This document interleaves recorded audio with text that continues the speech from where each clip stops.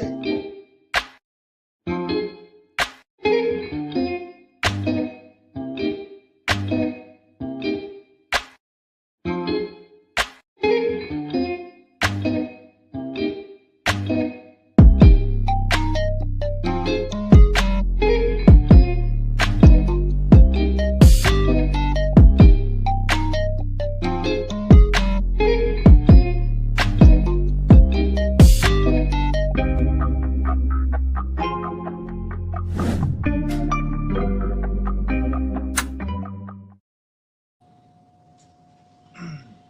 DJ, 45 seconds. Spin that shit.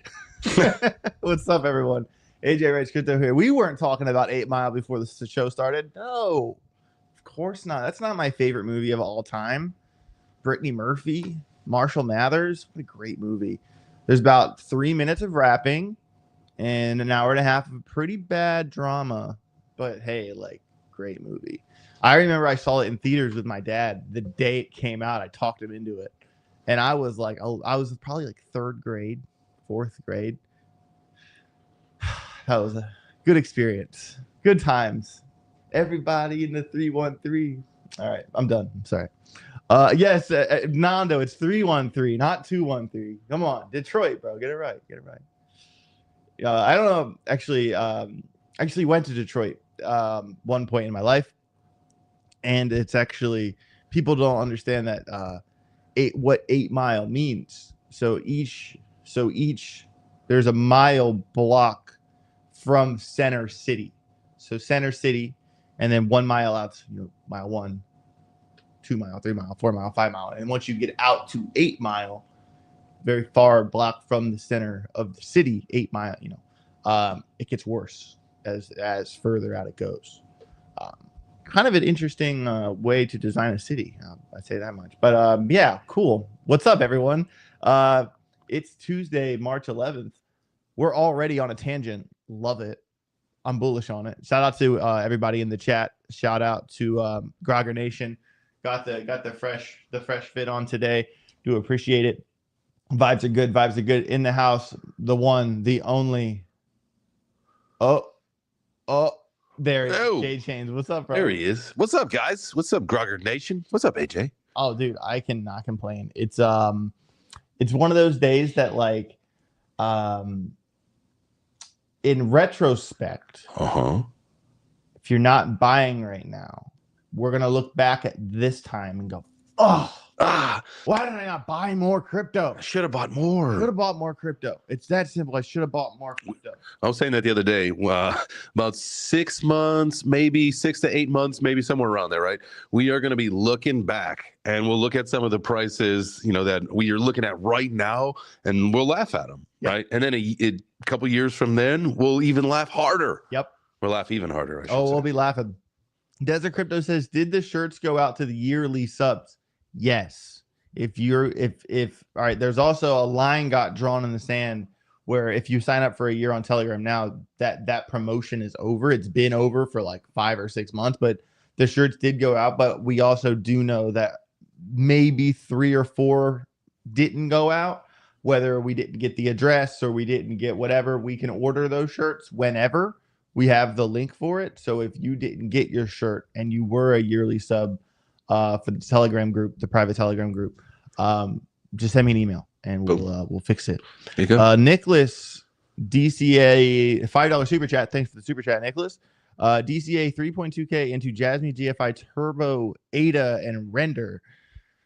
Okay. I don't hate it. I don't hate it. Definitely, I see Cardano as like kind of the anchor pick of that group there, and then like kind of Render being a stronger pick, Jasm being a higher risk pick, and then of course GFI and Turbo being even riskier picks. Turbo being the riskiest of them. I do know that Turbo has gone down the hill Big time. Kind of like Brett, kind of like Whiff, kind of like all the memes, the established top 150 memes. And but yeah, I think Goldfinch is probably one of those projects that's going to do really good secretly. I don't hate that buy. I think I don't hate that at all. Render yesterday was one of the biggest losers. Yeah, so, yeah. Hopefully Hopefully you DCA'd. Yeah, yesterday. Great. That was a great time to do it because that was down big time. For sure.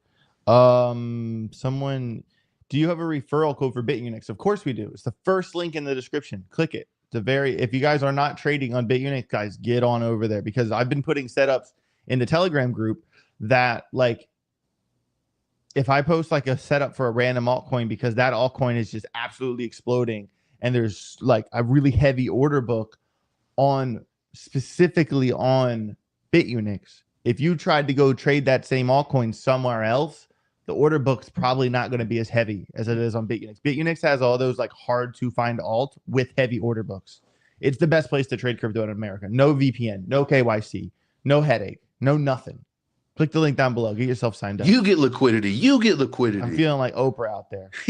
We got a $2 super chat from Crypto Crusher. Crusher, just crushing it, man. I'm Thank you. not sure. Forgot what the message was. Forgot to type the message. All good. When ADA price prediction, it's coming. It's coming. So I'll be completely honest with you, Crypto Carter. I filmed it and I didn't like it.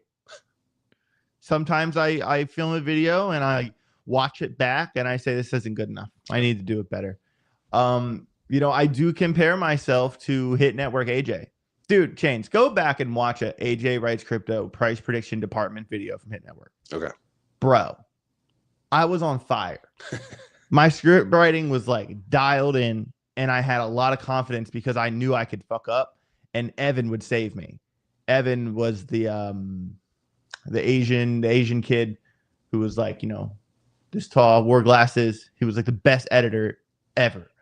And dude, it makes a big difference having like a grade A editor. It was like a different quality. I'm telling you, man, there are. It's crazy how you can deliver, whether it's a script or a video, and you're like, man, I bet that's going to be trash. And then it goes through the editing process by a professional, and you're like, damn, fire, exactly. So yeah, I am in the motion of trying to. I mean, the stuff that Goody and I, or even like my own edits, aren't bad, but like there was just so much more going on the screen. You know what I mean? I kind of feel like now I've gotten to a point where, you know, I've written, you know, 400 scripts for Hit Network, and I've written, you know, hundreds of scripts for myself, that I'm so good at it that I don't need to type the words and read the teleprompter anymore. I like pull the stories. I know the order of operations in my head, and I just execute it. Yeah. And it was funny you say that. There was a comment that was in the chat yesterday, and we didn't address it. I was going to say something if it came up, but somebody had asked, do you use like ChatGPT or AI for your scripts? And I was going to be like, no. Like AJ's like an actual writer. Yes, like I don't, dude. The fact that people use AI they lean on it so hard, it like makes me mad. There's an art to like a good narrative, a good story. You know what I mean? And I'm so good at finding that narrative that like I almost don't even need to, you know, sit down and type 2,000 words anymore. Like I understand the stories. I know what I want to say. Like it's kind of, I'm sure the deep, you know, the little details, maybe I'll change my mind. But Ian Hates Crypto says, it's over, lads. It's time to get a proper job. I don't know, man. I think, you know, I think they got you where they want you. Yeah. I'm, you know, still a millionaire, still today, even now. I think I'll be okay. I think I'll be fine. I think if I started from zero right now, this time next year, I'd be back to where I am right now. If I started from zero. I mean, just price aside, take the price away. And, you know, like you see comments like that, and you see capitulation, you see the fear, all that stuff. Literally, they got you where they want you because they've got to shake you out. This is, if you look at previous cycles and all that, there is that one dip that doesn't make sense in the middle of it, and then from there it goes up. This is it. They want you to be like, I can't do this anymore, man. Yep. They want you to doubt yourself. Why am I even here? Exactly. It is that simple. Man, Carter wants me to do the price prediction live. No. I will make that its own video. It is coming, I promise. Oh, Crypto Crusher came back. He's got a best alt for highest X's from here, in your opinion, aside from VeChain, obviously. Of course. Well, I mean, Obviously that's a really divisive question, and I think you know that, dude. You know what I mean? That's obviously um a loaded question, especially when you consider, you go to CoinGecko, all right, and just kind of glance, all right, Bitcoin, $1.5 trillion. I don't know if, we're going to see $1 million Bitcoin this cycle. And then you kind of consider, okay, well, the top 10 ends with Tron, 21 billion. So just to 10x, that needs to go to 200 billion. That's probably not going to happen. All right. And then you realize, okay, well, you kind of get down the list here, and then you start seeing everything from like the BitGet token, probably down to like near, things that are like, 4.8 billion to 2.8 billion. And that's a pretty big difference from 31 to 41. That $10 million jump is really big, considering near only needs to get to 28, to have that, kind of crazy upside. And then the further you get down, you realize that it doesn't take that much money. Algorand, 1.5 billion. 1.5 billion. I mean, that could hit 30. That could hit 30 billion, right? That could 25x or whatever. It only needs to go to 15 billion to 10x from here. That's crazy when you think about it. And Algorand, remember, 16 cents is the number for Algorand. I don't know how many times on this channel I have yelled from the rooftops, 16 cents, 16 cents. And if you go back in time and look at every time Algorand crossed the 16-cent level, that is the rocket ship.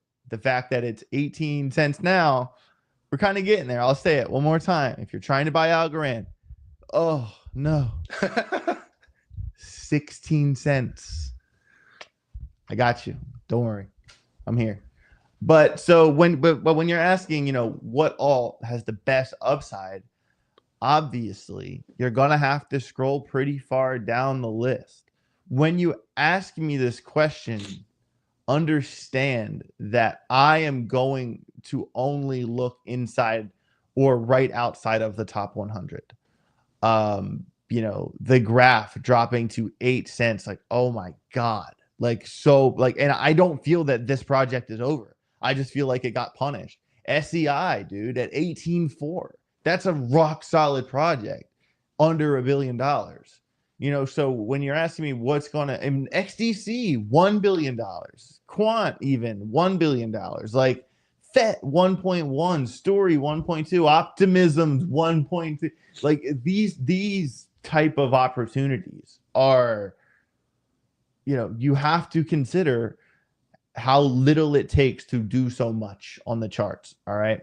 So when, are you asking me which, top 50 coin is going to perform the best? Are you asking me what's your bull secret back pocket pick?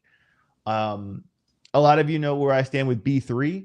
That's kind of outside of the top 300. That's kind of one of the few risks that I will take that far out. And then, Jasm down to 121. Wow. That is insane. And I feel that Jasm will have a return to glory. Even if Jasm only gets to $5 billion, that's like an 8 or 9x from here. You see my point? So dude, Pyth, 132 by market cap, under 500 million. Those are the kinds of picks that are going to really, an Arrow, dude, under 400. Wow. Arweave, I can't believe how far Arweave fell. I think I'm going to stay away from Arweave, to be honest with you.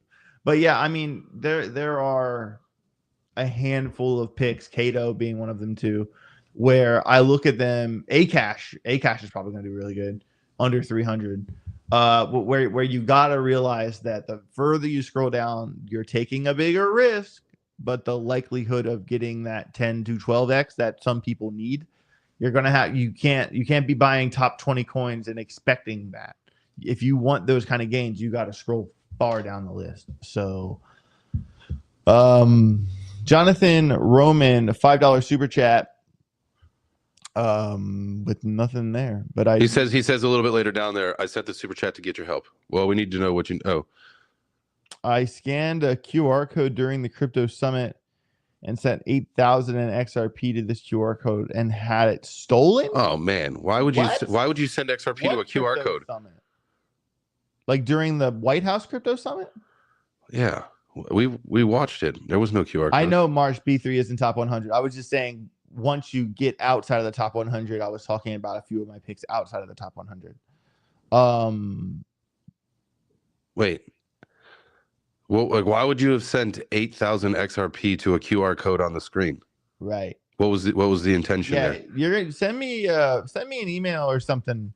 Because there's obviously more to the story than you're gonna be able to say in the chat. So if you want to explain it, maybe we can help. I'm not sure, or at least I can point you in the right direction. So yeah, send me a message and we'll figure it out.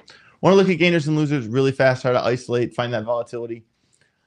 Of course, we are going to have a handful of winners. IP, that's been one we've been hitting in the Telegram group time and time again. That is because it has a lot of liquidity, has a very heavy order book. And then, FET still taking a heavy dent. Injective, I think that's one that's going to wake up. Someone asked me if I feel Uniswap. I don't know if I feel Uniswap. I don't use it as much as I used to. I'll tell you that. I still feel like it has its place in DeFi, though. It'll probably be a right down the middle type of project.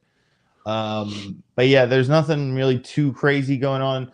I mean, obviously, right now is the time you're targeting. We're targeting levels right now is the overall sentiment, and I do want to get into that. And I do want to tell you why most people are wrong about crypto. I think a lot of people are totally off with the narrative here, and I think this is what fear does to people. That's kind of what I'm seeing. I think that across the board, views for the top crypto channels that have millions of followers are down a little bit. X engagement is down a bit. Everything is down a bit because people are bummed. People are sad. Basic psychology. But I'm telling you that when you zoom out and look at the macro for crypto, specifically crypto in America, we've never had a better alignment of stars than we have right now. And this shakeout that we're witnessing is the last attempt to shake out the weak hands. This is the last attempt. I don't think I'm going to go on a limb and say, I don't know if we're going to see Bitcoin below 50,000, maybe ever. I can explain that on the charts here in a minute, but I think the floor has forever risen. And although we are close to that floor, I think that we're going to realize that in retrospect, in September, October. And in September, October, the end of this year, we're going to look back on the chart right now and say, oh, dude, look at that dip. What was I thinking? Why didn't I try harder? Why didn't I maximize? These are the times. Okay. I'd have a handful of stories I want to share with you guys. I got a couple of charts that are really good charts. I spent some time on a couple ideas that Jay Chains and I were talking about as well. Yeah, anytime, Jonathan, because they said they would double it. Oh man. Anytime someone tells you, hey, do this and we'll just give you free money. If it sounds too good to be true, bro, it definitely is. There's a difference between trading and earning money in crypto, or hey, scan this thing and we'll give it to you. Yeah, that's like usually that, bro. Usually it's like if you scan this and learn, like Coinbase does stuff like that, or like certain platforms will do scan this and learn this and we'll give you like $5 or $10 in crypto. They're not going to double your bag, unfortunately. So don't fall victim. It's like one of the oldest scams in crypto. Exactly. And Eric is completely right. Eric Wallen in the chat, that they will say that they're going to send you back and they'll get you on the phone and then they'll somehow, break into your MetaMask from there, or like they'll do something, dude. And yeah, man, that was a big mistake, and I'm sorry that you're going through that. We've all been there. In crypto, you pay for your mistakes. It's that simple. I paid for my mistakes. I paid for my mistakes when I didn't have money to pay for my mistakes. I've been there, bro, and it sucks. But hey, you can start. There's never been a better time to start from zero. But yeah, send me an email and I can try to at least prevent this from happening again to someone else. But yeah, you shouldn't have given your seed phrase to Gary Gensler, Mike Vollmer. How silly. Bam C. Daniel, Bitcoin hasn't even broken structure. Exactly. It hasn't broken structure. It's still in an uptrend. High Life AK $5 super chat. Thanks for the $5. Dump my Pyth for a small loss to pick up more Ondo at 77 cents yesterday. It's probably not a bad move. I think Pyth is going to have a pump. I think that the crazy expectations for Pyth that I think we do have to manage those expectations.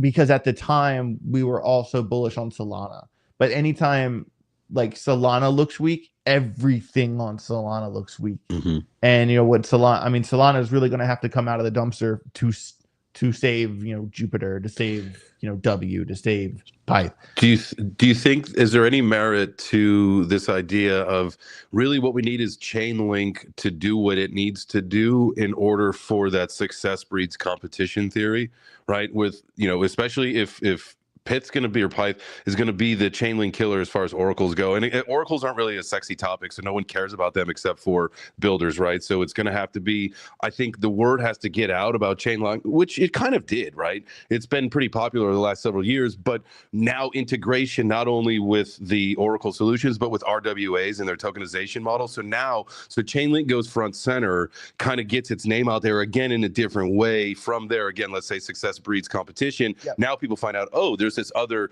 wait, this is actually a decentralized Oracle network. Oh, okay, so this is better. It performs better. It's actually direct to the source versus third party. Well, got it. So think about this though. Think about banks and how banks continue to get more and more centralized, and how large banks continue to eat banks because they're winning in the battle of dominance.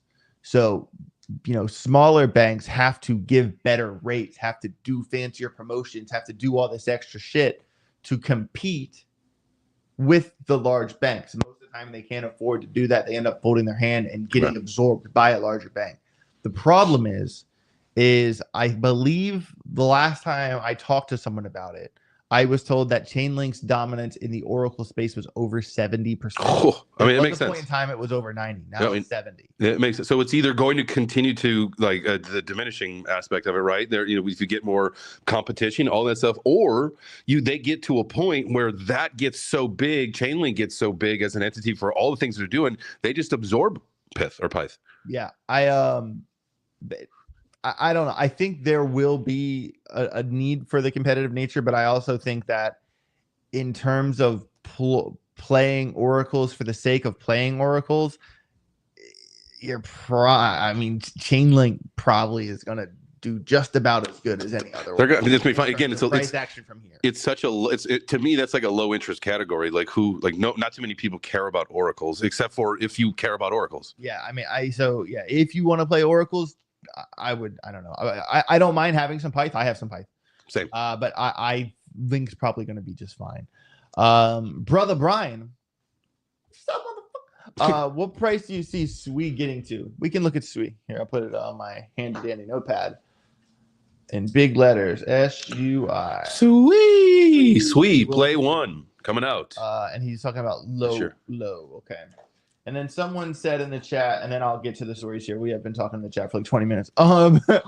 It's all good. Where did I see it? What do you think about selling Jasm for Algo HBAR or SWI? Dude, selling Jasm right now? No. You're not supposed to sell the bottom. You're not supposed to. Yeah, right. You sell the green, not the red. Deep red, crimson red. Right. I wouldn't, if I had Jasm and I already bought it and I'm holding it, I'm not selling it for shit.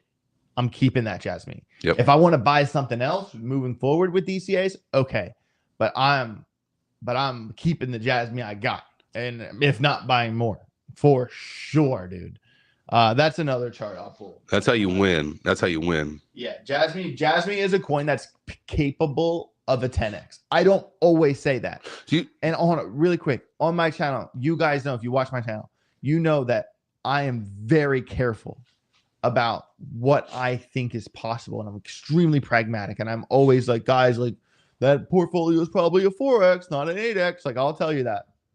I'll tell you that to your face. And you know, people love, I eviscerate my own audience on rate my portfolio sometimes. And because I'm going to tell you what you need to hear, not what you want to hear. In the same breath, from this moment, I think Jasm is capable of a 10x from here. The price predictions, the portfolio ratings all change based off where we are.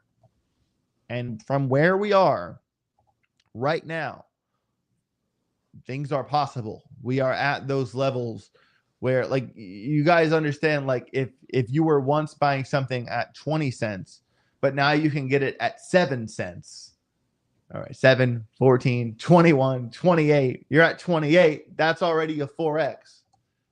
You get my point? So it's like it changes everything when you get big moves down like this. And from this point, I think we could see at least a 10, 11, 12 cent Jasm. I really, really believe that. I mean, down 85K on Jasm and never selling until 15 cents. I'm just buying more. And I mean, to be fair, you're probably not down 85K from your average buy price. You probably rode the December move and you're down 85K from that high. I would imagine that would be the case, because I mean, this one, I mean, me and my buddy Jesse, Jesse put me onto it. And then 1 second, let me move my dumb head out of the way. Jesse put me onto it, and I should have listened to him earlier. Jesse was telling me to buy this let me pull a different Jasm chart that's like not a Telegram group chart. Okay, here's just a basic fib. So he was telling me to buy it way back here, like 004 days, right? And then of course I have the big yellow. All right. Oh, I thought I got rid of the brush. I ended up just drawing more dots. And so when we kind of look at, you know, the history of everything here with Jasm, right? Oh, I see what's wrong here. There we go. Okay. Sorry about that. It was fitting really well in those spots. It was okay. So let's look at kind of the overview of how this played out.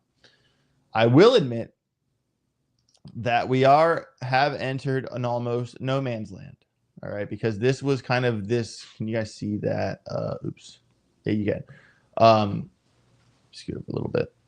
You see this little high right here. This level was at a lot 008, so under a penny, and we kind of came straight up the hill into the 786, and the 786 was like that level that we held as a solid floor. I mean, since March of 24. Unfortunately, we have broken that low. We have put in a lower low. I think we're going to look back, and this is going to be like that fake out break of structure before the continuation. Because like there is still this much distance between where we are and no man's land. All right. And there's also a heavy volume spike all the way up here at like 2 cents. All right. So what I'm saying is, hold on, let's look at the daily on the oscillator. All right. So we don't have any like crazy divergences yet, and it has been coming straight down the hill, but I also kind of want to appreciate what happened last time. All right. What happened last time? We kind of had, you know, this sort of triangle set up, and eventually when we broke out was right around the time we got a bull cross and got above the 50 on the price action. And I would imagine, this one is kind of more, it's kind of a weird downtrend to draw because we have this top spike here. Notice I didn't include that spike when I drew this line down because I'm trying to get these touches here. If you were to draw, it's kind of more of like it's going to end up being more of a curve downtrend, which is a real thing in TA. Not easy to draw, but you get my point. And that's kind of there as a proxy. But, what's going to happen is that by the time this thing turns around and gets above the 50, so let's say from the day Jasm lost the 50 to the day Jasm reclaimed it on the daily chart was 134 days. All right. So from the day Jasm lost the 50, 134 days would be May of 2025. And you know, that checks out for, you know, us probably doing some sort of move, a little wiggle, maybe a little further down, a little sideways. Because what's going to happen, guys, and what happened here is that we formed this curve. We had this curvature. That curvature is the moneymaker. Rounded bottoms pay the bills, and this had the curvature isn't there yet. It isn't. We have to give that time to develop. But I mean, and what I really like about Jasm is that each time it put in a higher high, like to the tune of 1, 2, you know, to the tune of, you know, big. It went from 2.7 to 4.4 to about 6 cents. And if Jasm was just to return to the March high, that'd be 255%. Return to the December high, 374%. I think that, and also let's appreciate that anytime you were able to buy Jasm in this box, profitable. So like, if this isn't the buy zone for Jasm, I don't know what is. You know, could it suffer a little bit more? I'm sure it could, because we're in a no man's land. And the bottom of that no man's land, the next support resistance level is 35% more down the hill. So is the punishment over? Well, I don't have a crystal ball, and we just got a death cross. To be fair, I would feel better once we have like some heavier divergences, but I don't think that this was the forever top for Jasm. Not in a million years. Not in a million years was this the forever top. And when you look at the 8-hour, this is a divergence.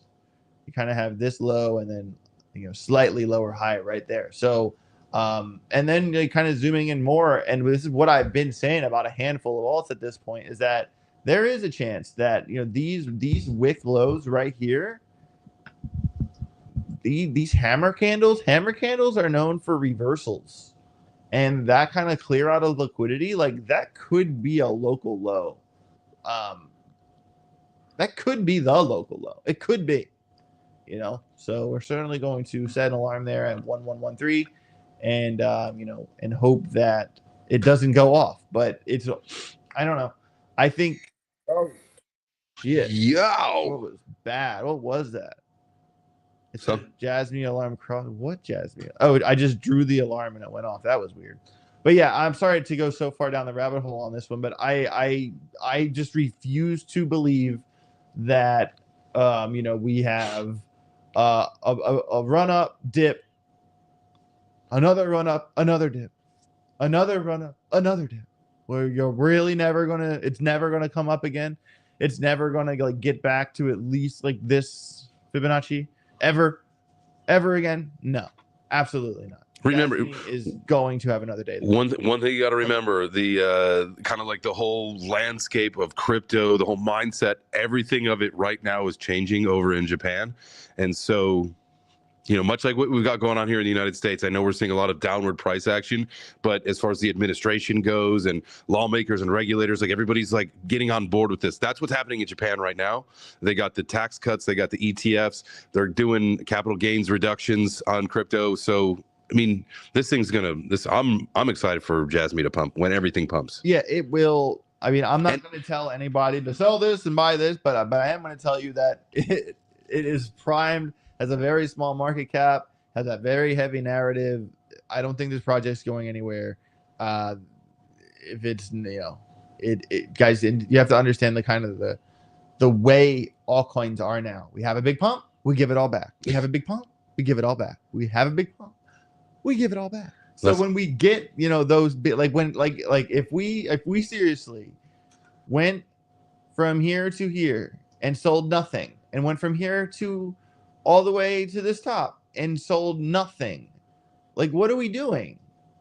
What are we doing? It doesn't go up forever. And this the problem is that a lot of traders have this all in, all out mentality, that I'm either in or I'm either out. And they don't like to live in the shades of gray. And I implore you guys, you have to live in the shades of gray. You have to find a middle ground where you can keep some exposure, but you also take some off the table. Like right here, this pumped 250% in 36 days from the November low to the December high. 36 days, 250%. We went through that pump and sold nothing. You more than doubled your money. You didn't and sold nothing. Like, you at least have to say, okay, I'm going to take this 50, 80 grand, whatever, off the table. And when it goes back to 2 cents, I'll buy more. You got to take profits, guys. You have to take profits along the way. You just have to. So we got a question from Jean G. So what about non-traders who are just holding for the cycle? Then hold for the cycle, because you are in a position where probably you want to hold for at least a year for tax reasons.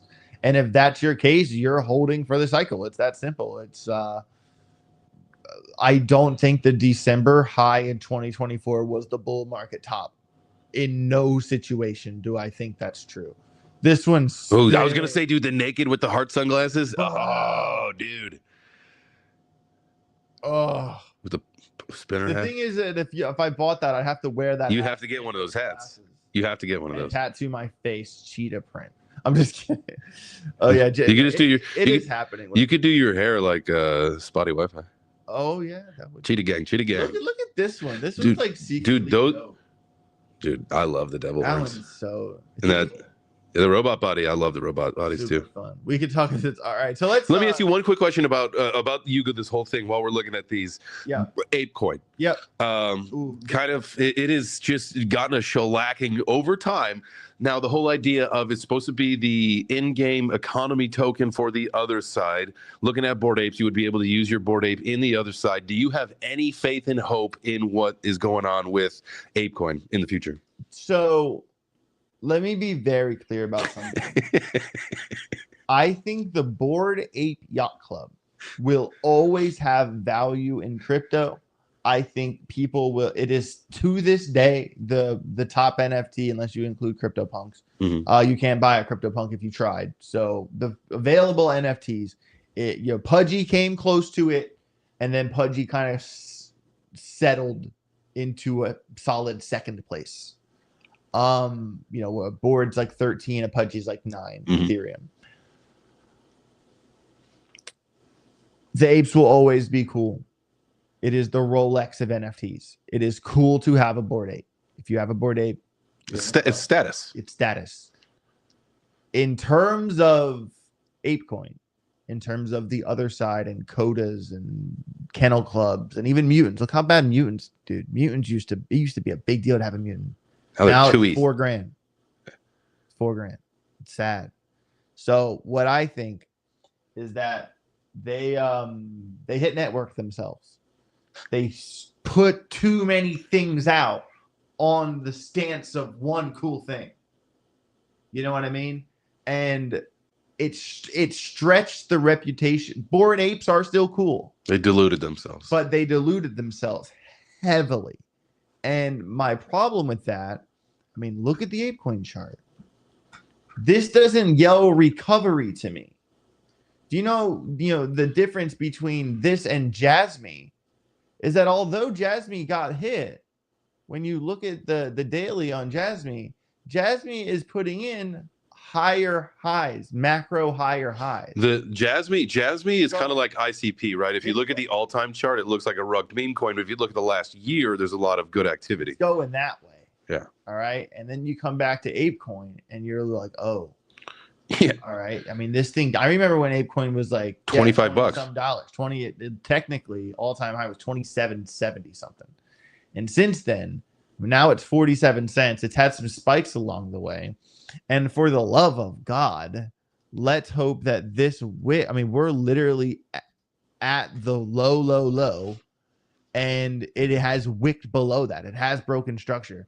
To the saving grace here is that it does have a bullish divergence on the daily, and the point of control, even this far zoomed out from the current price point, is 137% above the price action. Does that mean buy Apecoin? No. The other thing is that, let's be honest, dude. Mm-hmm. Other side has taken way too long. I'm sorry. I, Like, I think they just set some like Guinness Book of World it could Record or be something like the that, right? They had the coolest most game people. ever. It could be the shit. It took too long. I don't even think it's From the sewer close to ready. passing to the dash The game, doogie, the like doo-doo that, dash. they did some cool shit. But like, it's taken too long, bro. I think Bored Apes will forever hold their place as Bored Apes. Mhm. Always. I want one. I'm going to Same. buy one. You know this. Yeah, We've been looking same. at them every day. I'm buying one. But I'm just waiting for the right one. But in terms of the rest of that ecosystem, I'm out, bro.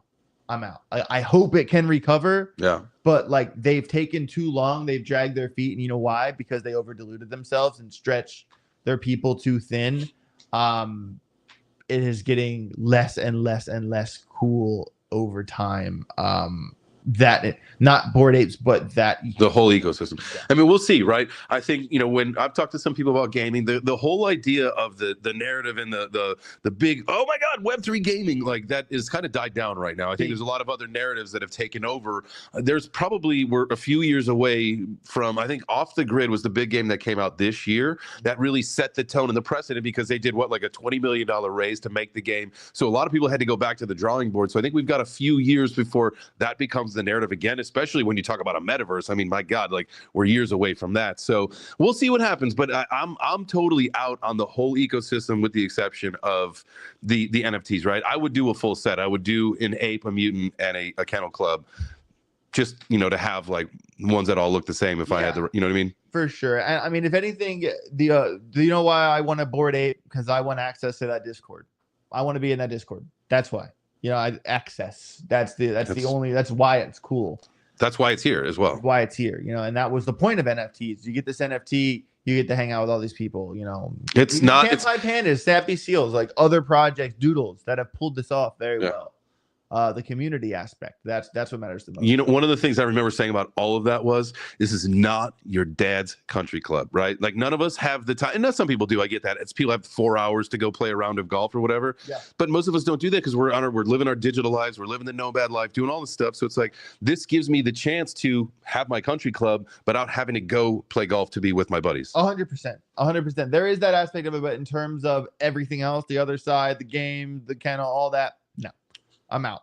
I want to keep the show. Yeah, sorry. We're good, bro. I just have so many stories and charts. So probably going to be going a little bit over today. It's going to be a longer show. Really fast. Let's click the reset. We got over 225 people watching on YouTube. It says 600 on Twitter. That feels crazy. Make sure you smash the like button if you're here. Participate. Be a member. Be a Grogger fan. We do appreciate you. Thank you for being here. People want me to do dirt bike TA. Not sure how to pull that off. Be a little loud. Should I buy a dirt bike or a Bored Ape? Marsh, the answer to that question is both. I buy a dirt bike and a Bored Ape, and then I want I want a KTM like enduro bike that is street legal, like the EXE 500, the Red Bull edition one. But then I want a Stark Varg electric dirt bike with an A-kit factory connection suspension with the V better graphics on my Cybertruck. So I roll up to the Cybertruck with an electric dirt bike with the same graphics on it. Oh yeah, that's gonna happen for sure. I'm here for it. Here, I'm actually gonna hold on. KTM, we're doing this. I'm showing you guys the bike I'm buying. I actually got one put aside at Skagit Valley in Washington State. Reject all models. Orange blood. Well, I forget. No, I think it's under. Is it cross country or enduro? 4-stroke. There's the 6 days. EXE 500. This is the one, but this isn't the Red Bull one. Where's the Red Bull one? The Red Bull one's the one I'm getting. Hold on. Is this the one that's street legal? It is. So maybe they champion edition. Yes, that's the one. Whew. That's my bike. Whew. That thing is sick, dude. Like, and like it, you can get different tires for it, and it can like ride. Like, you could legit put this on a motocross track and hit jumps. Like, I don't know if you could blitz the whoops, but like, if you could talking like double, triple, no problem. jumping some tabletops and shit, no problem. Did you just really quick? Did you say blitz the whoops? Yeah, blitz. You know what blitz the whoops means, right? I do not know what blitz. Wait, come on. I'm gonna come up on screen for this. What in the world? Where's my camera? Well, you don't know what blitz the whoops means? No. All right, dude. I don't know if we can be friends anymore, dude. I'm about to bip your ass, bro.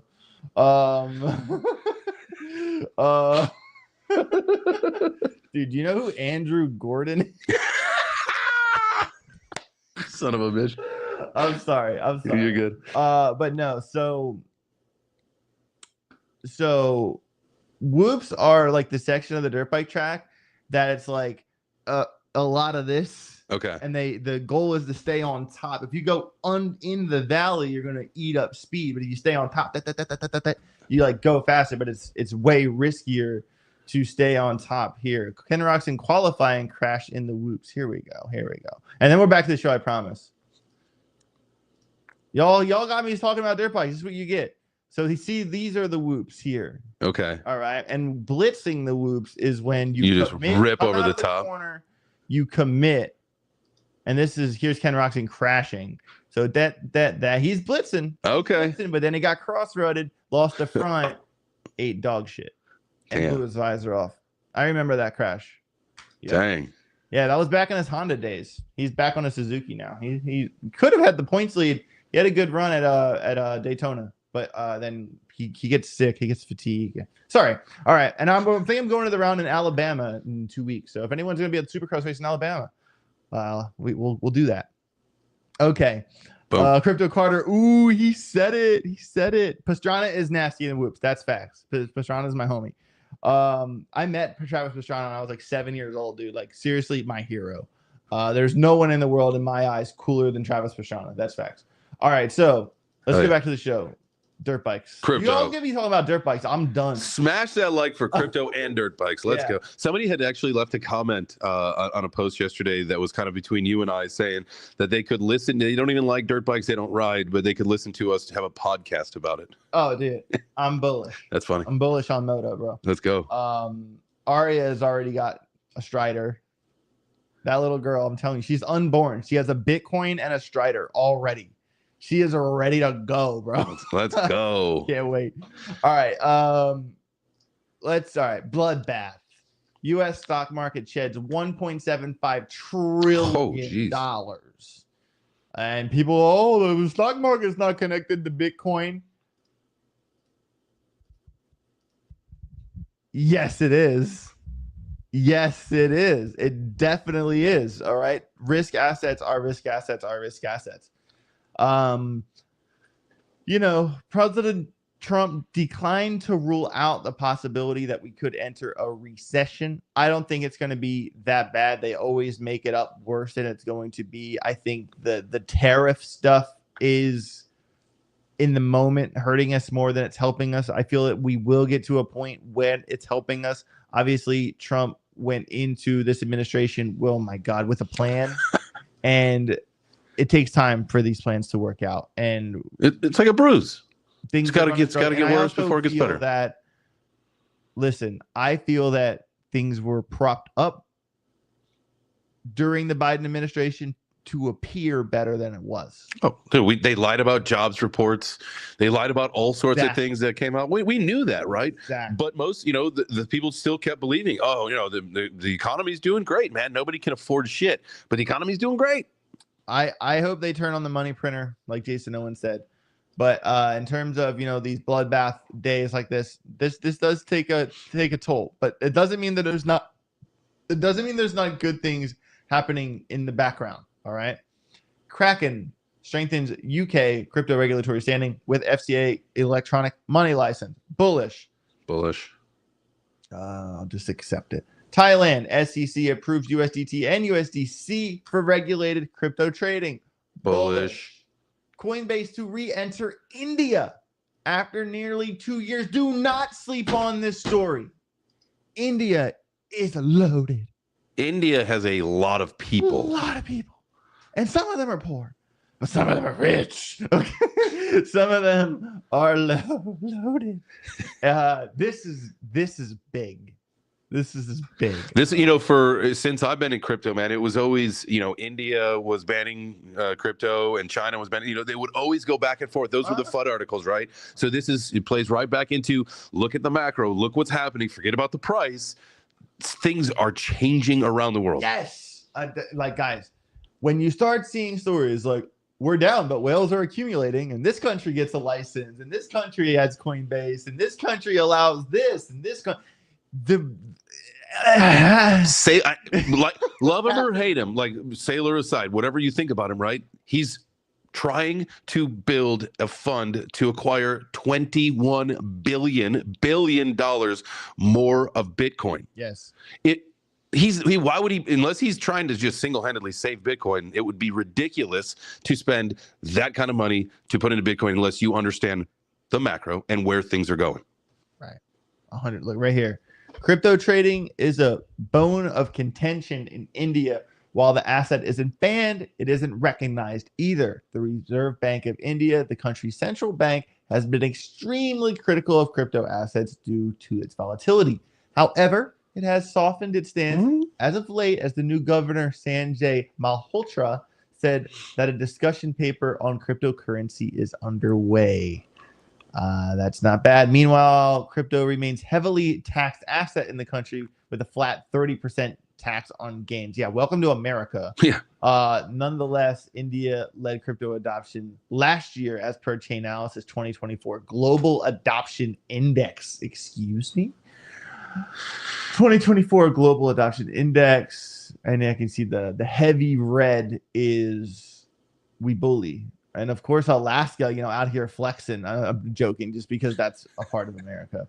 And then India ranked number 1, America number 4, Nigeria number 2, Indonesia number 3. Interesting. Wow. Russia number 7, and of course I do feel that Russia and China are going to enter the fray at some point. I think that Italy, Europe, Germany, I feel like that will all happen relatively quickly. Well, when you think about like global holders of Bitcoin as far as countries, like we've got like 200 and like just a little bit over 200,000. I think the last time I looked, China's got like 194,000. So they're like right on our heels, number 2 as far as countries that hold Bitcoin. So like, yeah, dude, they're clearly doing something behind the scenes. And remember what we said on the live stream a couple days ago, is that in this bull run, I think we're in the 4th inning in terms of all of crypto in all of the world. Look at this chart. Look at this. We're in the 2nd inning. This thing is going to be covered in red in 10 years. That it will be our financial system by that point. Yeah. With you. Because U.S. lawmakers reintroduced Genius Act to establish stablecoin regulatory framework. The Genius Act, is it Genius or Genus? I would say Genius. Okay. I for some reason I look at some words and my brain just like sorry. All right. My bad. The Genius Act proposes a dual regulatory framework for stablecoins, balancing state and federal oversight while imposing stricter standards on foreign issuers. The bipartisan effort aims to strengthen U.S. financial innovation, global leadership, and digital assets. So, guys, I am actually, what I will say is that Bitcoin conference not last year, the year before in Miami, Cynthia Lummis, who I will speak of later in the show. If you don't know who she is, you should get familiar with her name because she's a pro-crypto senator. She's had our backs from day one. Cynthia, that's my girl. She was saying 2 years ago at Bitcoin conference that there was a lot of regulation that still needed to happen in terms of crypto, but the first thing that would happen for sure was the stablecoin bill. And I always wondered what that looked like when we actually, when it goes through Congress, it goes through the legislative process, and then it affects us as people. Like, what is it actually going to feel like as a crypto user in America? Because I always struggled with Well, at the time we were scared of a CBDC, and we know the whole control aspect of that. Not going to go down that street, but what I am going to say is that at the time, under the Biden administration, it was very clear that they did not want DeFi to exist. And then I would go straight to, well, if they're trying to eliminate DeFi, what's going to happen with stablecoins? Because without stablecoins, how do we DeFi? Like, stablecoins are the backbone of crypto. The backbone of crypto. So I always wondered what happened when she said the stablecoin bill is going to happen. It's going to happen first. The first thing that's going to happen is stablecoin bill. Never happened. Finally, all these years later, we're trying to get, an actual regulatory. I mean, it's still kind of the Wild West for stablecoins now, but at least it's being done under the Trump administration. You will see names in this story: Cynthia Lummis, Timothy Scott, Bill Haggerty, all these names that have been trying to, and it is bipartisan. I mean, Angela Alsobrooks right here is the Democrat from Maryland. It's not just the right side of the aisle. It is a bipartisan. Yeah, Gillibrand, Democrat from New York too. I mean, so there is. I think that this is a big win, because this we have to understand, guys, is that America traditionally has always set the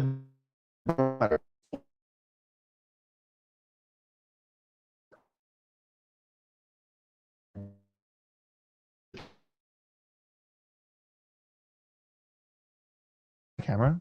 Okay, I think it was just a connection. Yeah. And what I will say is that when the rest of the world sees the stance we've taken on crypto, and by the end of the Trump administration, like, understand that 4 years from now, when Trump will be ending his efforts and he can't get reelected, we're actually already hearing rumors that his son might run. That'd be crazy. Or maybe JD, with someone. Anyway, we will feel the full effects of everything happening with the tariffs and everything happening with Doge and all, the kind of the rebrand of the American economy. And America has always moved first into innovation. And when the rest of the world sees the improvements that we've made by getting rid of the waste spending, getting people, the bad players out of the game, by getting favorable regulation into crypto to innovate the financial sector, people are going to look at these types of bills, and the rest of the world is going to follow us like they have with every other innovation. Second inning in the crypto story of its interaction with humans, period. Second inning.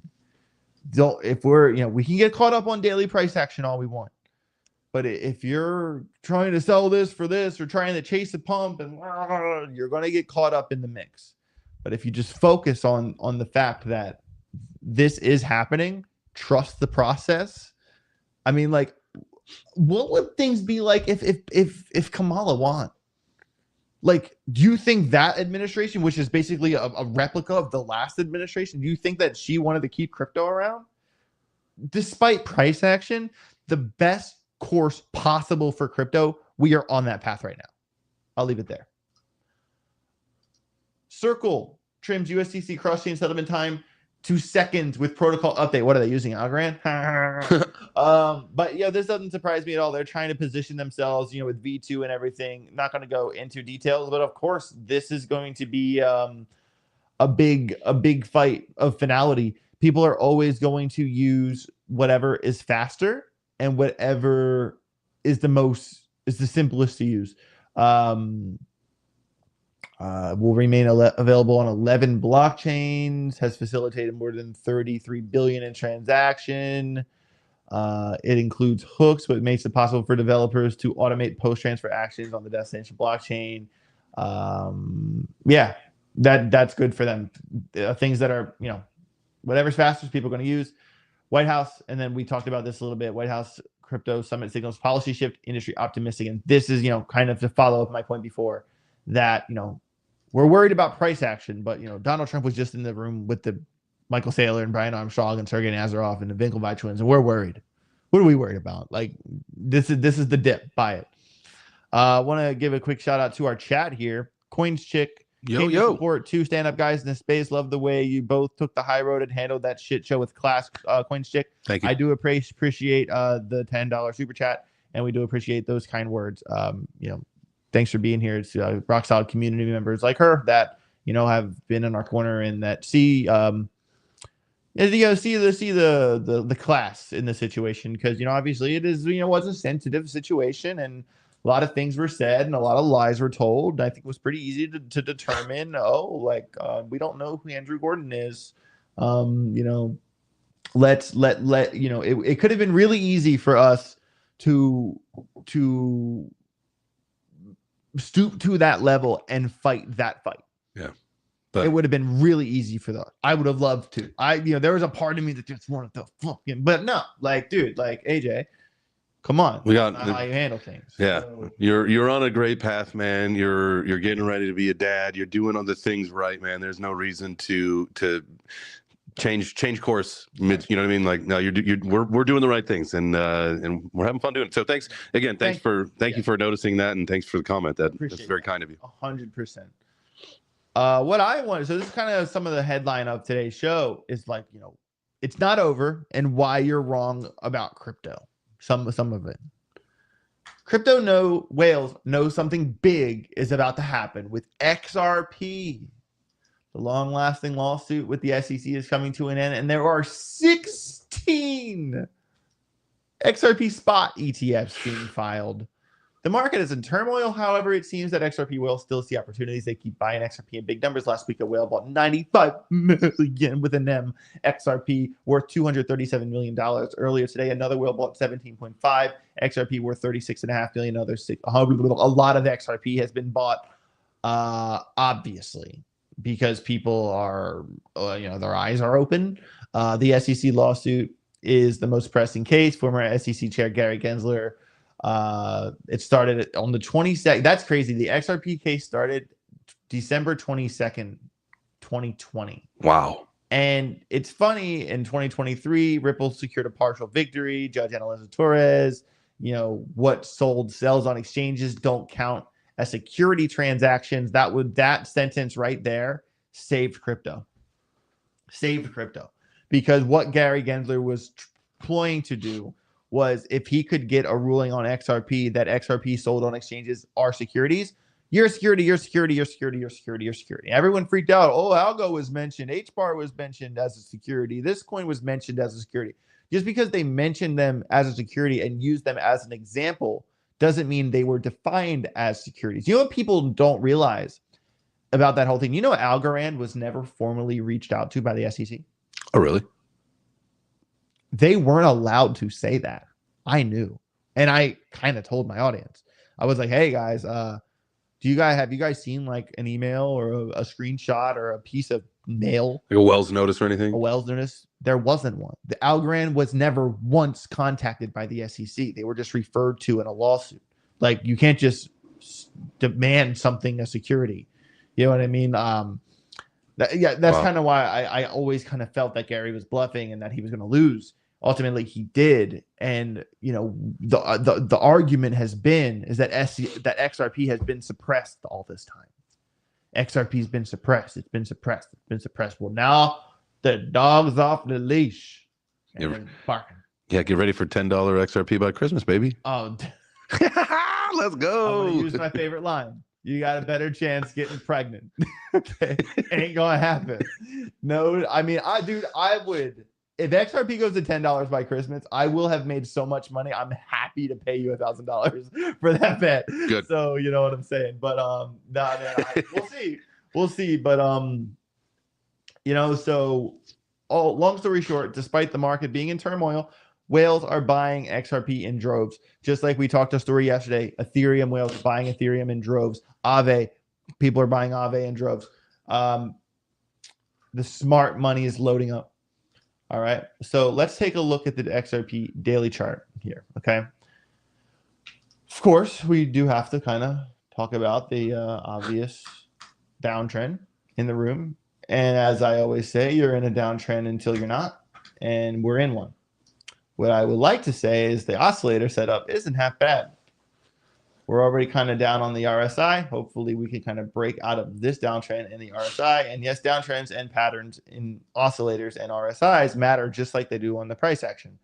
Anchor wave, trigger wave, bullish divergence on the daily chart. And we are a little bit in the red, but we are kind of pushing up in the VWAP. I'd really like to see a nice big fat green dot print here underneath of this one. So you can go that direction. Which is why when we look at a lot of these charts, like I said with Ethereum, although we weren't at the bottom when I said it, I felt that we are close to the bottom. And I will stand by that with XRP, at least for now. And here's why. So this level right here, 189.3, XRP goes into the 188s, or we could even give it the grace of this wick to 175. XRP loses that low, it's really bad. And I'll tell you why. Because we have had a range in here. We've had a range in here, all right? And if we can kind of cut this in half, right? We can kind of say that kind of that wick, you know, there's been the wicks above here, but most of this range between here and here, the past 103 days, for the most part, has been spent inside this 38% range. Yes, there is wicks above it, but you know, most of the time we've been in this box. Okay. The problem is that XRP was suppressed. All right. And we got to go way back in time to find previous highs. All right. We got this here at $1.42. All right. We kind of got this high here that was really impossible to get above at, 93 cents. And the problem is a lot of the range for XRP's price is down here. The point of control is down here. Of course it is, right? And XRP has entered a new stratosphere. Ultimately, especially when you measure it on Fibonacci, despite the mess I just made, XRP is still a relatively strong coin, strong in quotations, as it is, as this support resistance level here kind of acts as the 0.5 fib level. It's between the 0.5 and the 382, and it hasn't even gone down to the golden pocket, which it could. What worries me, particularly with XRP, if I get rid of the bottom end of this downtrend in this wick here, is that, all right, so bullish side of this coin is that we have bullish diversions forming on the daily chart. We have a big volume spike at 245, and this could be a wick off the 200. That could be high or low. Could be. If we go off these wicks and draw that line, we gotta alarm that. That's for sure. All right. And also, now that we've woken back up, we got back above this level at 204, which was big support resistance right here. Not to mention this other wick here, because we're currently at 213. So if XRP turns back around, all right, 204 is a short and 189 is your target. It's a 17% move down the hill. Write that down. Also, kind of hard to not see that.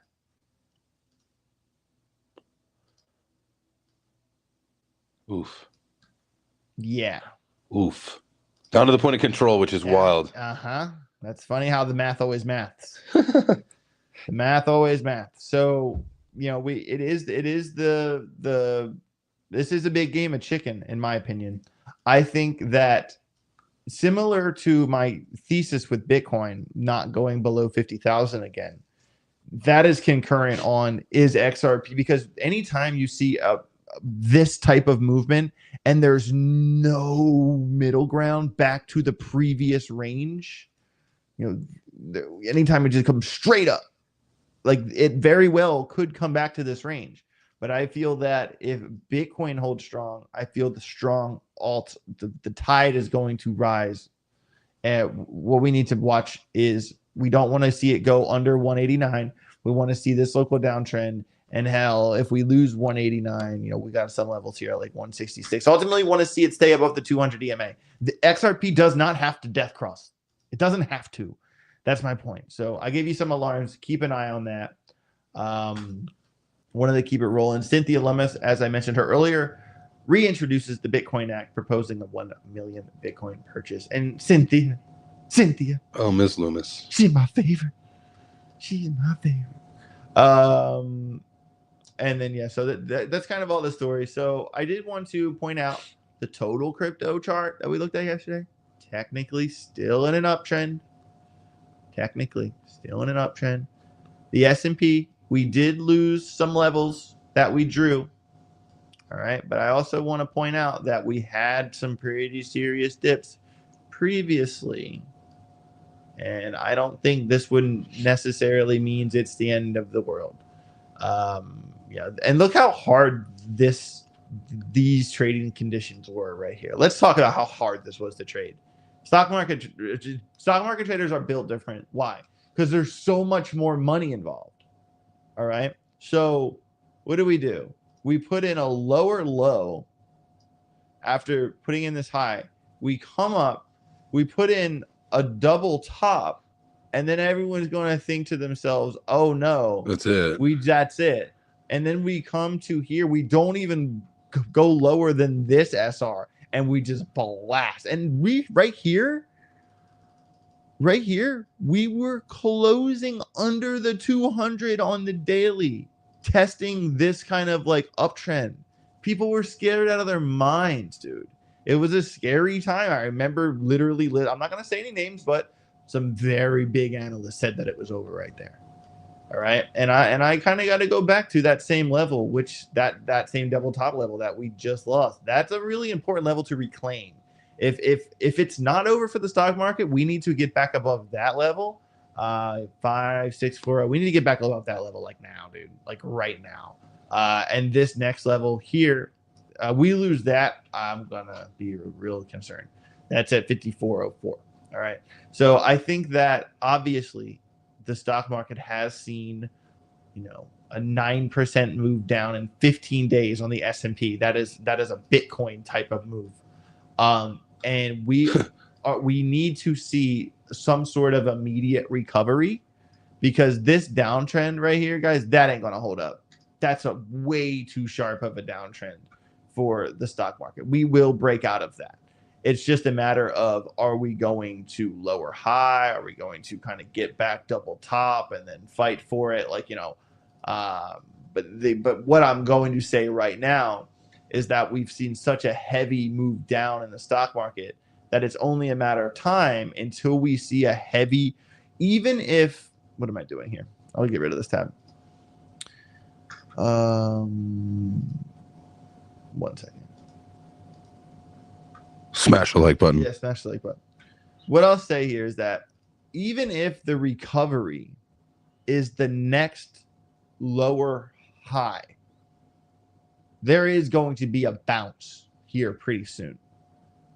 Very soon. Look at the S&P like we were just talking about. S&P chart kind of got messed up. But look at this move straight down. Oh, I'm on the replay thing. We got this straight down move. We will see a recovery here very shortly. And that's going to go back into crypto, of course. And then kind of even going back to some of my Ethereum stuff. We are, really playing with fire here on this long-term uptrend. Would like to see Ethereum recover, because guys, look, anytime we have like these heavy dips down, we recover. Heavy dip down, we recover. Heavy down, we're going to recover. I'm telling you, I think if the low's not already in, we are so close, dude. Is Ethereum really going to go under 1750? I just don't think so. I don't know. And I just say this because my relationship with trading and what I know about sharp moves that create sharp angles. Anytime you see something that's that sharp, you're basically just asking for a confirmation breakout trade. And you look, we got heavy support resistance right here. We're talking 2,300. Ethereum breaks uptrend, clears 200 EMA, confirmation alarm goes off. We have point of control at 26 and another volume spike at 33. That's a 13% trade. The whole move's a 45% trade. Give it to me. Ethereum is It's a 45% trade, not from the current price, but from the alarm. We're gonna see our recovery. I promise you. Been watching Ondo a lot lately. And I also know that someone wanted to see SWE. I will get to SWE right after Ondo. What I will say that we talked about this earlier in the week, and we were right. Shoulder, head, Ooh. Inverse head and shoulder on Ondo, which is why there has been a lot of coins. I'm saying, hey, I think the bottom might be in. I think like the local bottom might be in. It's very possible that we could see a quick recovery here, considering how sharp the move down was, and you also kind of consider this neckline with like the floor ceiling aspect of this support resistance level. How many times we kind of fought for this little range here. I would go ahead and say the neckline right around 82, 83 cents. All right, and this isn't the biggest move in the world, but it's a start.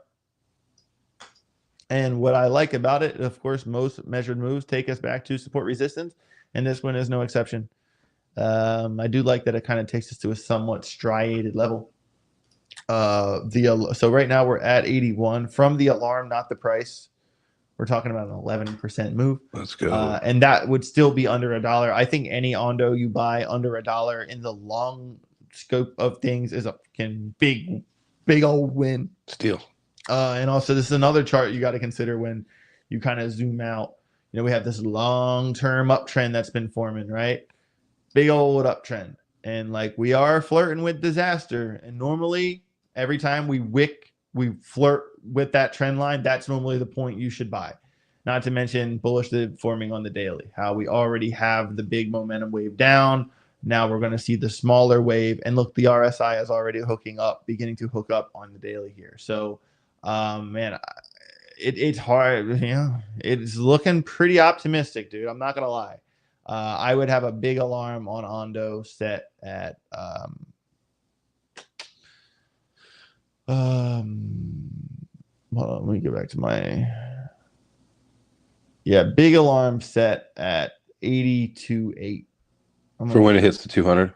Yeah, basically you want to see that 200 fight. And on the 12, hey, this is the first candle above the 50. I mean, look at last time when Ondo closed above the 50 right here. It did go on a 4% run in 5 hours after that first candle. That is that first candle. Look at this one even over here, 12-minute chart. First close above the 50, 3% in an hour. This one wasn't much, but it was something. 1% in an hour. This one, 3% in 5 hours. That is the first close above the 50. I'm just going to say that. I'm just going to put that on out there. Guys, if you're not trading on Bitunix, get your butt over there. Click the link down below. Sign up. This is the best, guys. So you go over here. So you're at your home screen, right? Better trading, better liquidity, of course. All right. Harmony 1 got listed on Bitunix. That's cool. And it always has all the new spot coins that you're looking for. Always has them. All right. And then deposit with Coinify to get 0 fees. That's cool. But go here, go to markets, click opportunities. This is a really good research page in terms of it shows us the fear, 24, our market cap, our volume. It'll show you the sectors that are moving right now. SocialFi, #1 sector with Jellycoin, Jelly up 37%. Also kind of falls under the meme category as well. But it will show you the sectors that are moving. Not to mention it will show you the futures, specifically in the futures market. Not the top 100, whatever, but in its futures market, what's the big winner, what's the big loser? And the rare coin still moving up 17%. I definitely got to pat myself on the back for it has up down distribution as well, but I got to pat myself on the back in the Telegram group for the setup we gave for rare. I mean, so I'll just go ahead and show you. We started posting this in the Telegram group down here, and these were added as we went. And guys, we absolutely from this, I remember this alarm going off right here because we closed above the 50 and broke confirmation from 715, and from 715 to local high, 102% in 11 hours. Whew. 11 hours, guys. And then it came down here, and then let's kind of talk about, the fib of the situation. Oops. All right, you go from swing low to the top. All right, and then look, this retest perfectly came down to the 0.5 level, to the 0.5 fib level, and that aligned perfectly with the 974, this alarm that we already had. And also, it did stay above the 200. So basically, it kind of comes down to this alarm, and right around here, when it came up through there, that was a really good alarm that went off, especially when you consider the oscillator and the confluence with the oscillator and the confluence with the volume profile. That was a really good move right there. And that was worth 30% in 2 hours, still up 18, 19% if you're still in that trade. Another one we talked about in the group. What I will say now is that it does have this kind of slight, lower highs a little bit. Or if you kind of want to ignore that and just focus on the previous high right here, I would certainly want to add that alarm at 13.3. And this candle here opened below the 50, but is probably very close to being the first candle close above the 50 on this chart. And also, yes, this is a zoomed in chart. This has been a really juiced coin, but even this, look, that curvature with the RSI hooking coming up in the VWAP, it doesn't look bad. It doesn't look bad. I think this is going to be one we're going to continue to target in the group. And of course, I will do a more detailed breakdown in the actual group itself. Lastly, last chart, SWE. Someone wanted to look at SWE earlier in the show. Let me go to a different SWE chart here so I'm not just giving away all my juicy levels. Give them the juice. Juice. So let's talk about this really quickly. What we were talking about before the show, and this is why I think. Where's your face? Here, let's do. Oh, there we go. There we go. Yeah. So we talked about this earlier this morning, and we're kind of thinking, okay, well, like let's compare, Bitcoin. What the f is happening? Let's compare Bitcoin dominance to Bitcoin itself. All right, and this is something that I think people get wrong, is that the misconception is that Bitcoin has to crash for dominance to go up. Not always. All right. And what really is the dead giveaway is the most important pump we've ever seen. In my opinion, from December 2020 to the sell in May, walk away in 2021, January to May, December to May, that was the most important pump to learn from in all of crypto history, in my opinion. Why? Here is Bitcoin dominance. Kind of had this support resistance double top at 73%. All right. And I will leave that line there, that double top. And from that point in time, this thing plummeted all the way down to the local low of 39%, which has been the floor. Historically, the floor. Even back here, it was a floor level. Okay. This was what happened to Bitcoin dominance during the most important move of crypto's run. In 126 days, Bitcoin dominance fell 46%. This date was December 31st. So basically January 1st, 2021. All right. You come over here and you realize that this is that move. So while dominance was absolutely getting destroyed, the Bitcoin price was just ripping. While dominance got destroyed, Bitcoin pumped 268%. This is December 1st. This point is this point. Okay. So Bitcoin does not have to fall for dominance to drop. The dominance fell because of so much, because the total crypto market cap ripped. Yeah. Like the others. I was going to say, I wonder if you were to look at the others chart side by side with that same time frame, like what did the others chart do? It went straight up. Yeah. Yeah, I'll do because the whole market was going. So we already know what happened with Bitcoin. and here is others. Look, even more so. Right. This was this big. I mean, from December. So that plays into the dominance role, because we need dominance to get destroyed for an altcoin season to happen. That's just what happened. Yeah. So, but the idea that Bitcoin has to fall is also not true. That's a fallacy for sure. That's a fallacy. So, and also what I'm going to say about the others chart, just offhand, is that, yeah, it has put in a lower high and that needs to be rectified. But dude, come on, look at this. Like, I really do think we are very, very close to a bounce. Like, we're testing the trend line. Mm-hmm. And every time in retrospect, oh, it feels like we're going to break down. Oh, we're going to break down. We never do, because we pump. It's loading, dude. It's like loading, guys. I'm telling you, if you are not buying at these levels, listen, you're never going to buy the perfect bottom. You're never going to sell the perfect top. The money is invariably made in the middle. Invariably. We are at those levels right now when you're going to look back in 6 months and go, why did I not buy more? Why? What was I so scared of? Because everyone is so careful. They want to buy the perfect bottom. It doesn't matter. In retrospect, we will look back and think March 11th, why did I not buy more when we were testing that trend line? What was I thinking? It's so cliche, but it's not about timing the market. It's your time in the market. Ball game. Let's go. There we go. We still 225 people on YouTube, Smash 800 people on Twitter. Y'all rock. Smash the likes, subscribe to the channel, all the things, guys. We are going to see some fireworks without a doubt. I am going to get to let me get to the super chat here from Austin C, and then we will do the sweet chart. And then we will get going.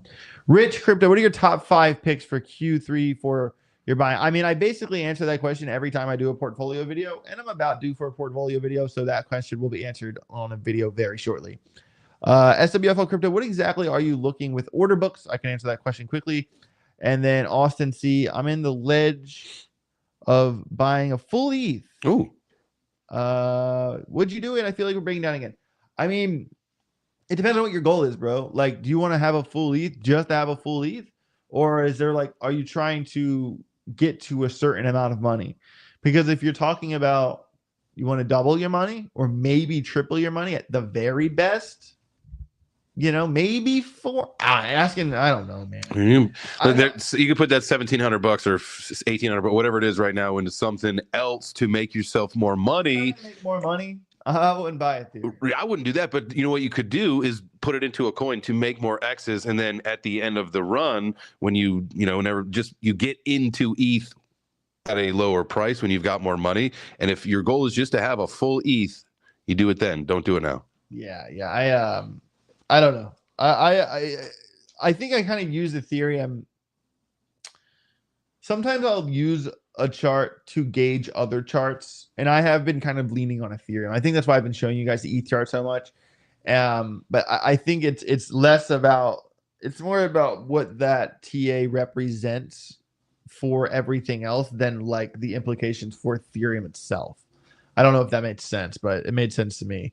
Yeah, I don't hold any Ethereum. No, absolutely not. Just like I don't, I have some Bitcoin stored away in terms of like a 20-year thing, mainly for like the baby. But is Bitcoin a part of my portfolio strategy for this bull run? No. If you were to buy Bitcoin in this run, it should have been back in 2022 and it was $15,000. Yeah. That was kind of obvious. And of course, during bear markets, Bitcoin will outperform altcoins always. Altcoins are almost just oscillators against Bitcoin, and they go down, which is true. But in the same time, altcoins give you that opportunity that Bitcoin does not provide you. From the November to December pump, I had that tweet about, HBAR pumped 800%, Algo pumped 400%, VeChain pumped 300%, and Bitcoin moved 40%. Like, altcoins can do in a month what it takes Bitcoin years to do, which is why we opt into altcoins in times like this, I'm not loading Bitcoin. Times like this, I'm loading altcoins. Will there be a time in the bear market where I want to be Bitcoin heavy? Of course, but that time is not now. So when Austin, you asked me do you want to just say, do you want to just tell your friends, hey, I have a full Ethereum, or are you trying to, make money? That's my question. All right. Sweet. All right. As always, guys. That thing came down the hill, baby. Yeah. Sharp. But it went up so fast. Even though it looks choppy on this chart, bro, it went up so fast. Sweet is hard to trade. I mean, look at this. Boom. That's a 20% move. And look, that's a 30% loss. And then look, boom. That's a 23% move. And then boom, that's a 35% loss. You know what I mean? So it's like 20 up, 30 down, 20 up, 30 down. That's choppy, bro. But what I will say is this, we're not there yet. That's good. If we lost that, this would be the target. But we're not there. And we're actually kind of like right in here. If you look at this high here and this kind of fight right there, that's where we are. Around, we're at 216. We wicked down to 196. And this is its own little baby range, if that's the word for it, And what's scary is that underneath, and the reason I point that out is that under this box is a drop to this range. And if you look at the volume profile, there's a big old gap. All right. So we don't want to see SWE go under, $1.82. We're probably going to go straight to $1.55 if it does. That'd be about 13-14% drop, something like that. Dude, I'm just like, could it keep falling? Yes. We don't have the divergences on SWE that we have on some of the other alts. I think some of the stronger alts, are going to hold up a little bit better. But we also you have to remember, like SWE absolutely ripped, dude. From August 24 to the high, 151 days, we're talking 1,100%. 1,100%. I made so much money on SWE last year. Like so much money. And now, like, kind of in pending death cross on the daily. You know what I mean? But like I still feel that, like, I feel like it could, if this isn't the low, which is probably not, and it like kind of rips through like I would say like probably like somewhere between 155, 160. I don't see it going past that. I really don't. If it ends up under 150, I'd be surprised. But this is such a sharp angle that it's going to have to curve out and break at some point. And understand that, like, okay, we're looking at this right here is the end of the year. Right here is, beginning of 2020 and in 2025. So you can see the kind of time frame of how it kind of has its waves. All right. And what we also can say, like, big picture about SWE, like getting rid of everything, is this. So you say we counted, even if we counted that as the bottom for now, it does have like this long projection out, that. So that's kind of what I see, what I SWE. And I see what you did there. I think that it has to, it could come down a little bit more, maybe, but I think it's going to have some sort of like that move that sets us up for 2026 right here, probably like in the up here kind of 8 to 9, 7-ish range. Do you think kind of what I'm thinking? Do you think the gaming system set to release in this first half of the year is going to do anything impactful for the price? I think it's going to appease the core. Okay. I don't think it's going to be the catalyst that moves it back.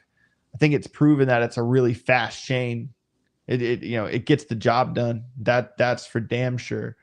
It's really fast. It's really fast, like vampire Twilight fast.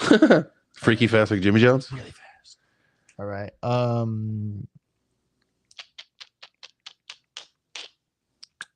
Thoughts on the Caspa chart? You didn't sell last year?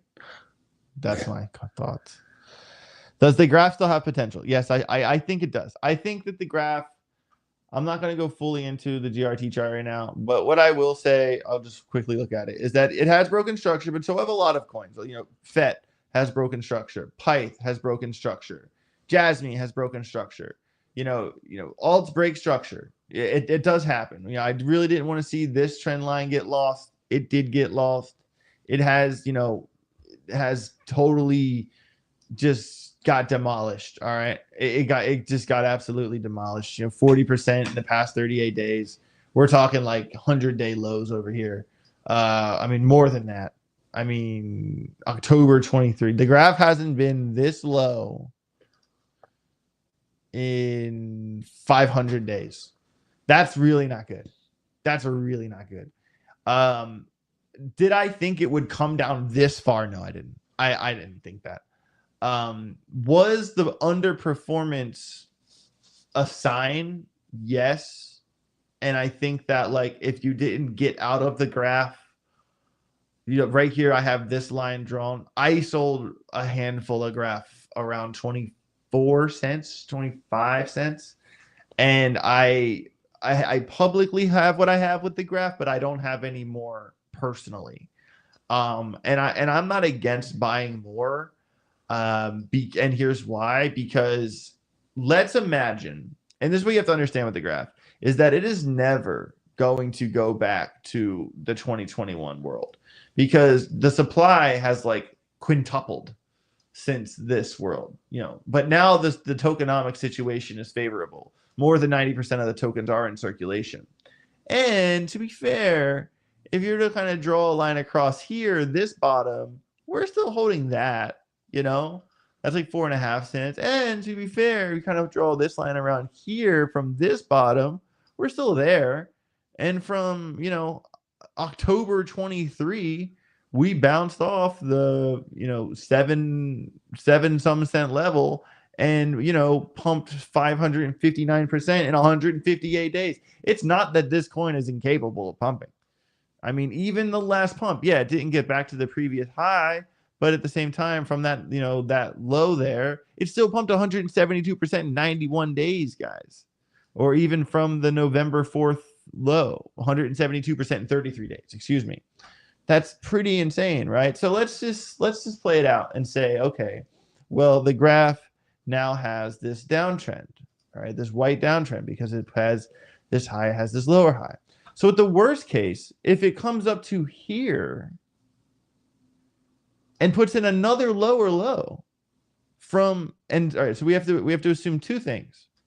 We have to assume two things. That it either bounces off of this previous, let me move my head up to the top. It either needs to bounce off this previous support resistance level, which it already has, by the way. It has kissed this level. Mm-hmm. And has moved back up just a little bit. All right.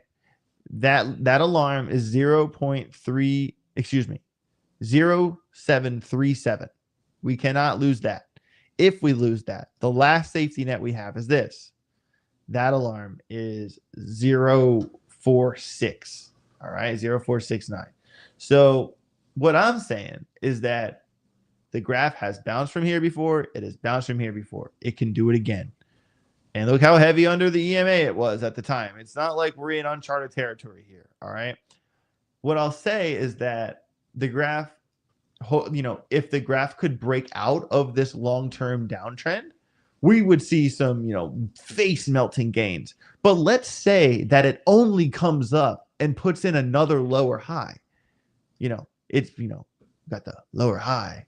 What if it only put in another lower high? Well, guess what? From right here, if it got to there, that's still 217%. Still, that's my point. temper expectations, but it's still good for a triple, like minimum. So grand scheme of things, it doesn't mean that it's over. Like these things have. It's not like it hasn't bounced off this level twice already. You know what I mean? It's not in uncharted territory completely. All right. Order book. Okay, so go to futures trading, and I'm not in any positions at the moment, but so there are two main things. There are the trades themselves. All right, and I like to click current only, so you only see the trades that are happening, and you're not going to take like any hard empirical data out of this, but what you can see are the sizes. All right. And sometimes you will see trades in the millions or trades in the hundreds of thousands. Right there's 100,000, 300,000 went by, 40,000 went by. You got to watch this thing. 40,000 went by. You'll kind of keep an eye on the sizes of the trades. All right. And then you can even see, obviously, the exchange back and forth. All right. And you can look at it just green. All right. And you can see, all right, the at what point they're selling and like at what levels they're selling and how much is on that order book. Like right now, there's a couple 3 million stacked at 81,250. All right. Right now, we're trading at 81,210. And there's a lot of buy orders at 81,250, kind of implying, okay, could that fight up to get back into that level?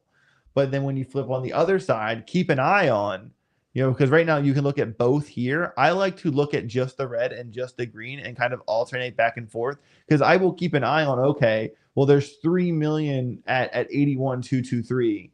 And then there's 3 million at 81. You kind of need to see the fight of the order book, and you want to pay attention to the largest orders there.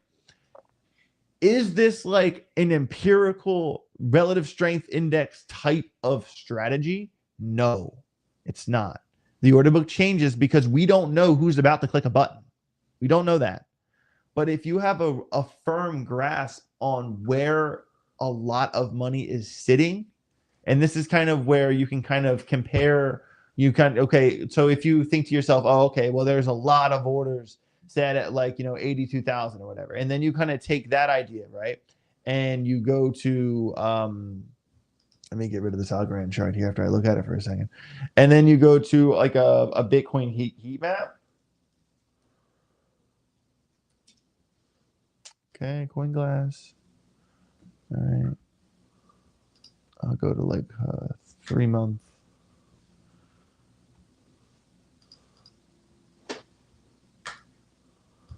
I wish I need to talk to. Do they have Bitunix on? I need to talk to them about that. Yeah, BitNex, BingX. They don't have the exact, but generally Bybit is a really good barometer for heat maps because it goes by exchange to exchange. But you kind of get a feel for, where there is a lot of volume. All right. And this is also, you kind of combine, so you kind of get a feel for, where the money is. You're kind of following the money, right?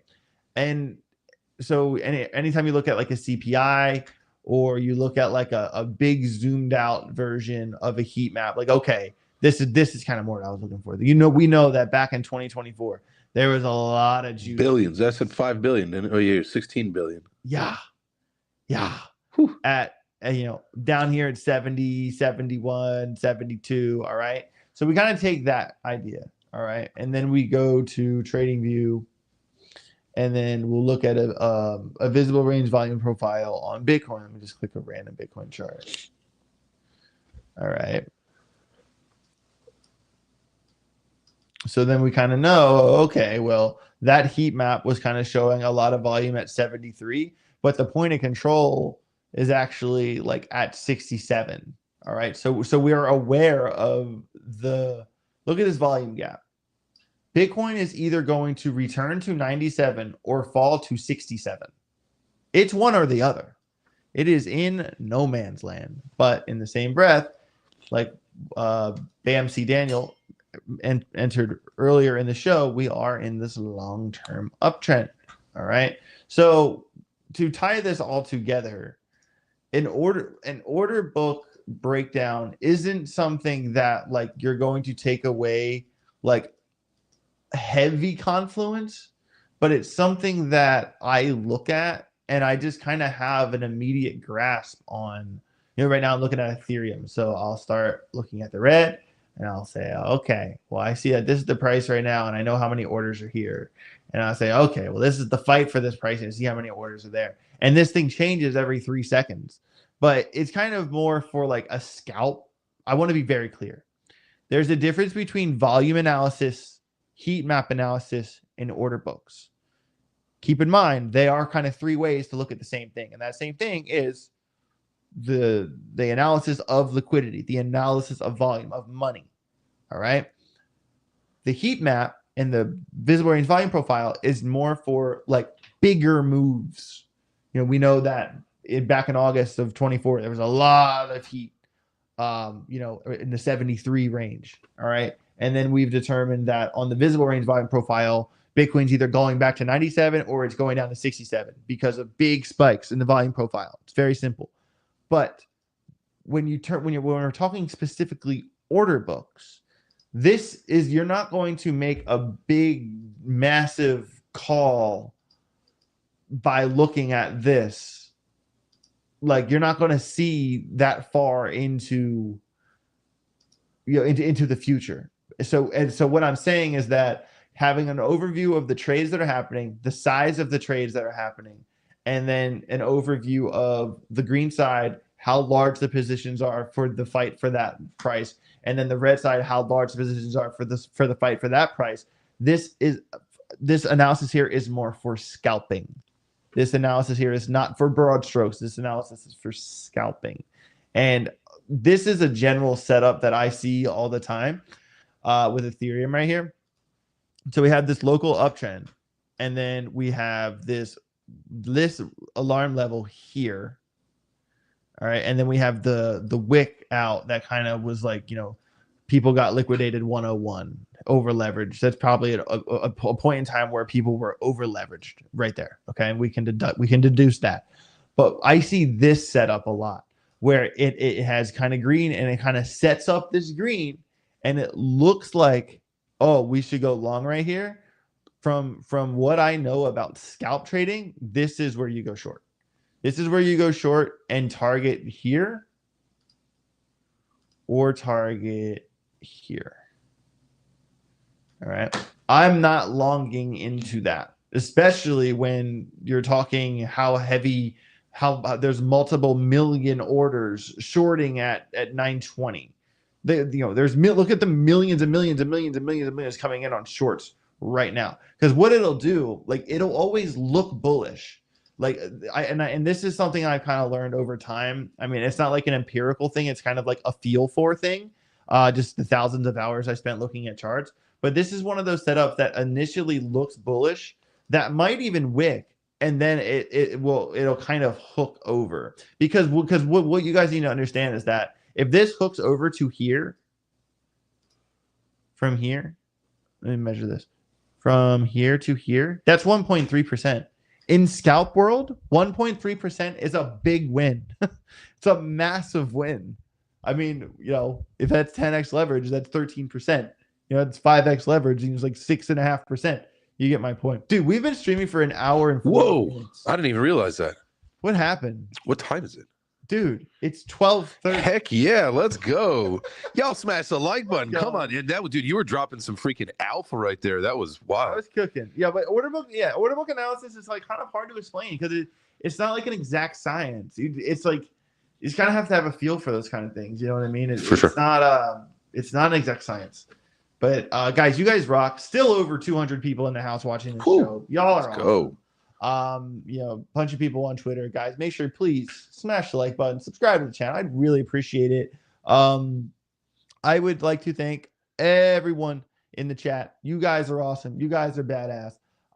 We're gonna be back here tomorrow. We had a really good show today. I am going to be continuing to work on my prediction. If I film it today and it comes out better, I'll put it out. If I still need to work on it, I'll cut it again. I'm fine with that. But guys, you guys are awesome. If you want to join the Telegram group, ajalphagroup@gmail.com. Send me an email. We've been getting a handful of signups lately. Really cool to see. If you're not trading on Bitunix, make sure you head over to Bitunix and get yourself signed up. No VPN, no KYC, top shelf liquidity. Shout out to the sponsors of this channel. Shout out to Karate Combat. Shout out to Algorand. Shout out to VChain and VBetter. Shout out to Market Cypher. Shout out to the homie David at Crypto Chips who helps us out with Get Rich or Get Wrecked.